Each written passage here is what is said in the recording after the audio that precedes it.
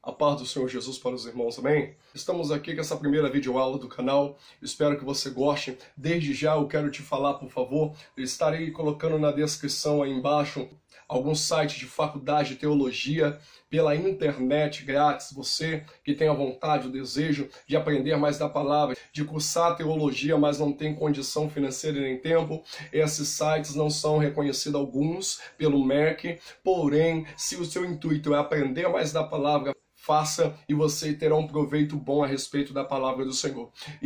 Irmãos, esse canal ele não vai te ensinar a teologia no profundo, mas o motivo principal deste canal é estar te explicando o que é a teologia, para que ela serve e até mesmo tirando algumas dúvidas, questões, problemas que até mesmo encontramos hoje dentro da igreja, do que é certo e do que não é. Então esse é um dos motivos principais desse canal e até mesmo vai te influenciar a estudar a palavra do Senhor e cursar assim até mesmo uma teologia.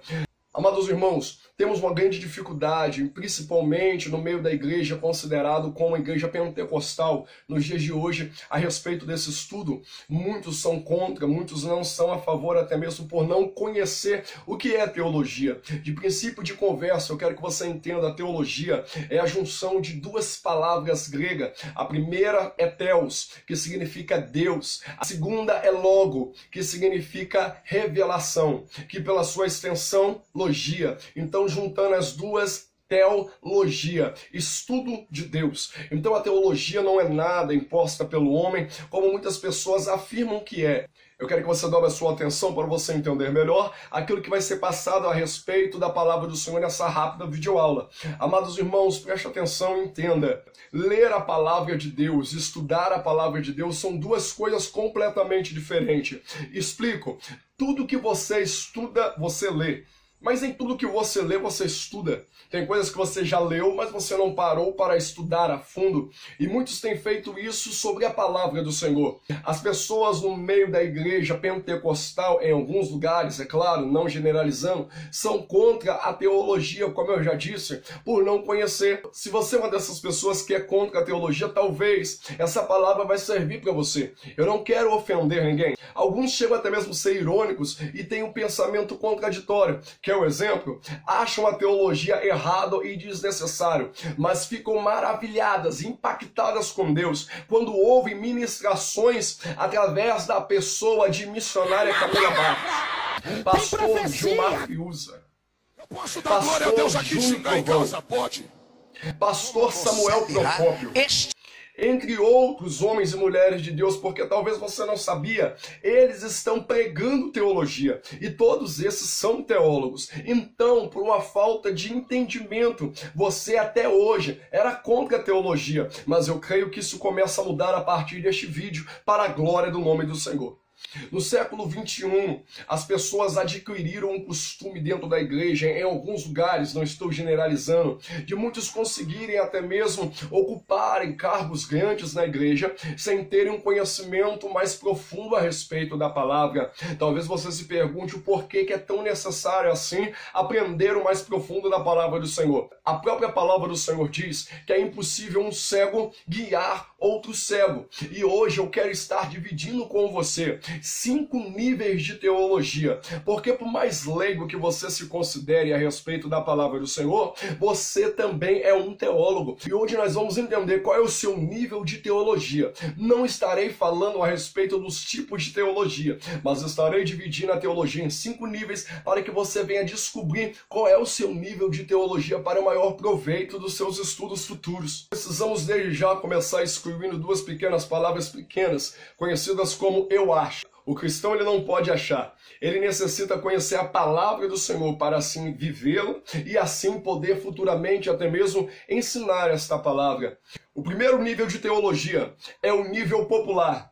É a pessoa que até mesmo tem a fé em Cristo Jesus, mas a mesma pessoa tem essa fé baseada em clichês, em lendas, em histórias que ouviram, seja pela internet ou até mesmo dentro da igreja. Mas o mesmo não teve coragem de se assentar, abrir a Bíblia para ler, para conferir se aquela palavra ela é verdadeira ou não. Em alguns lugares, esse tipo de pessoa chega até mesmo a ser considerado crentes espirituais, mas na verdade não tem base bíblica para defender a sua fé. fé por não conhecer a palavra. São os famosos crentes de internet, o famoso crente youtuber. O segundo nível de teologia é a teologia leiga. É aquela pessoa que começou assim como popular. Porém, com o passar do tempo, ele começou a questionar o porquê e o pra quê de algumas questões que ele ouviu a respeito da mensagem. E ele começa a querer entender aquilo que ele ouviu, aquilo que ele viu, mediante uma mensagem. Ele começa a parar e pensar para examinar a sua fé. E até mesmo costumam ser considerados, em alguns lugares, homens e mulheres que estão se esfriando na fé. Mas, na verdade, não está. Está fazendo aquilo que é correto diante dos olhos do Senhor. Porque o Senhor disse no livro de Oséias, capítulo 6, verso 3, que eu e você precisamos conhecer e nos aprofundar em conhecer a Cristo, ou seja, conhecer cada dia mais e mais a respeito da palavra do Senhor. O terceiro nível de teologia é o nível ministerial. Nesse nível de teologia, nós encontramos pastores, pregadores, professores de escola bíblica dominical. São pessoas que têm até mesmo a sua fé baseada na palavra do Senhor e adquiriram esse conhecimento lendo a Bíblia Sagrada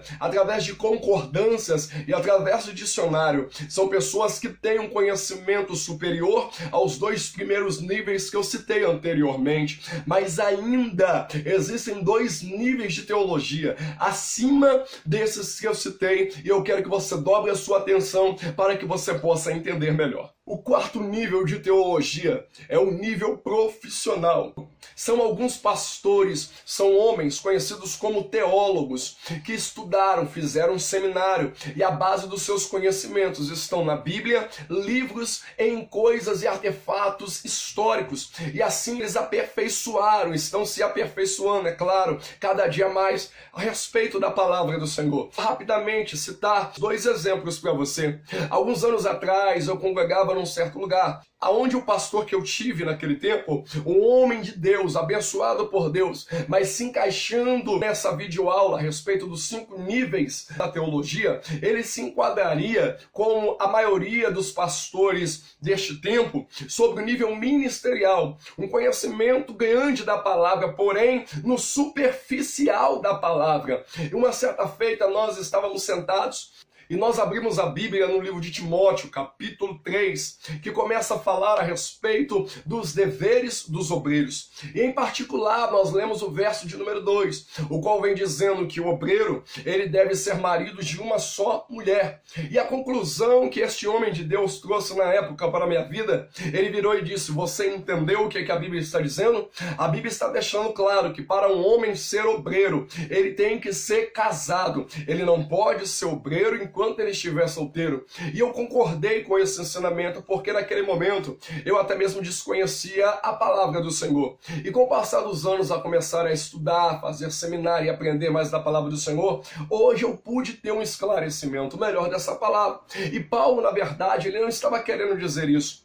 Paulo, quando ele escreve essa carta para Timóteo, ele estava alertando Timóteo de como ele deveria servir a Deus. Porque naquele tempo existiam algumas pessoas que tinham o costume de ter mais de uma mulher. Então Paulo escreve a carta e fala: Timóteo, se você quer servir a Deus e quer ter uma pessoa do teu lado, uma companheira, tudo bem, você pode, mas no seu caso, como homem de Deus, você não pode fazer como os antigos faziam e nem como alguns estão fazendo, de ter mais de uma mulher. Você, no caso, se quiser ter alguém do teu lado, você vai apenas poder ter uma mulher. Se isso, meu irmão, não fosse desta maneira, se na verdade a afirmação do pastor que eu mencionei fosse certa, e o obreiro, para ser obreiro, tinha que ser casado, Paulo estaria pregando contra ele mesmo. Paulo estaria levando uma palavra contra o seu próprio ministério, porque Paulo, assim como o diácono Estevão, assim como outros obreiros da Bíblia Sagrada, eles eram solteiros, eles não tinham esposa. Paulo era apóstolo e missionário,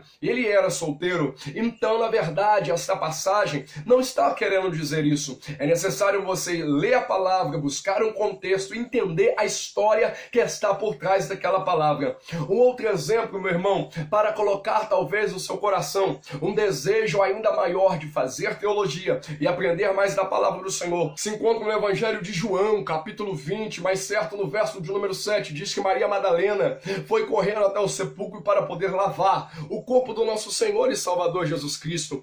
Quando chegou lá, ela se surpreendeu porque ela viu a pedra removida. Ela entrando naquele lugar, ela viu o lenço no chão. Ela viu o lenço no chão e o lenço que cobria a cabeça do nosso Senhor e Salvador Jesus Cristo estava dobrado sobre uma pedra no canto. Amados irmãos, eu quero que você entenda que você estudando a palavra do Senhor, até mesmo as revelações que você vai ter sobre as mensagens que Deus vai te dar será algo mais profundo, como esse simples exemplo que eu estou dando, porque a Maria Madalena naquele momento não conseguiu entender o recado, porque passando por essa passagem também muitos não conseguem entender o que Jesus estava querendo dizer.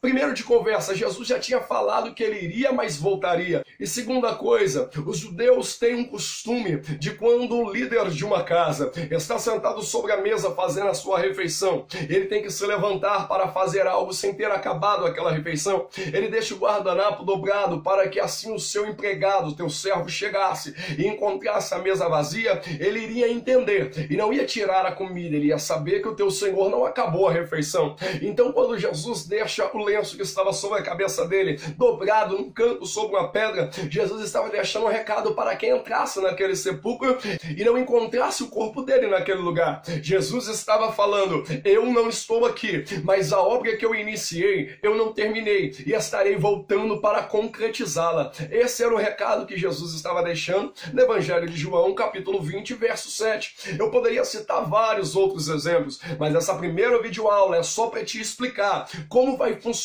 este canal e qual é o nosso propósito. O quinto nível de teologia é o nível acadêmico. Esse nível eu não vou falar muito sobre ele, porque são pessoas que não se preocupam com as dificuldades e nem com as necessidades do crente comum desta terra. Eles estão mais preocupados em questões e filosofias. Então não me cabe falar muito sobre esse quinto nível de teologia. E agora, você se identificou? Sabe qual desses 5 níveis de teologia você se encontra?